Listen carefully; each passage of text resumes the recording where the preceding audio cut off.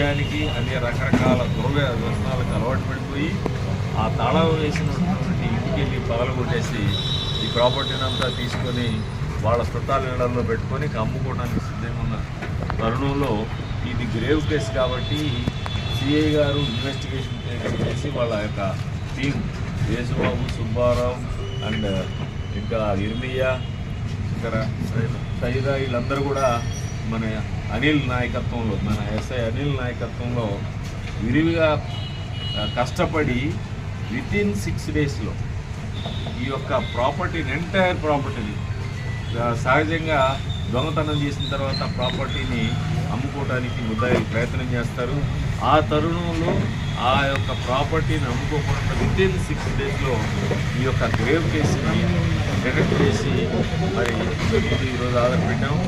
ఇది credit goes to Chilakaluripet సర్కిల్కి, Narasaraopet sub డివిజన్కి, వీళ్ళందరికీ కూడా సిఐ నాయకత్వంలో పనిచేసిన ఎస్ఐకి, ఏఎస్ఐలు, ఇంకా స్టాఫ్ మొత్తానికి కూడా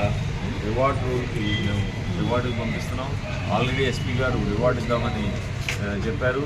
తర్వాత మన యొక్క పల్నాడు ఎస్పీ కె శ్రీనివాసరావు గారి ఆధ్వర్యంలో, నర్సరావుపేట డిఎస్పీ గారి సూపర్విజన్లో ఈ యొక్క సిఐఎస్ఐస్ అండ్ సిబ్బంది పనిచేశారు.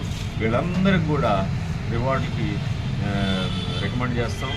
కాబట్టి ఇంత మంచిగా, బహుశా నాకు తెలిసిందంటే చిలకలూరుపేటలో ఏదైనా అఫెన్స్ జరిగినా మొత్తం మీద వితిన్ 7 days 6 daysలో పడుతుంది, లేదనుకుంటే 1 month అవుతుంది. ప్రాపర్టీ రికవరీ 90% పనిచేసి ఈ యొక్క పోయినటువంటి ఈ యొక్క అర్జీదారులకు తెలియజేస్తాం.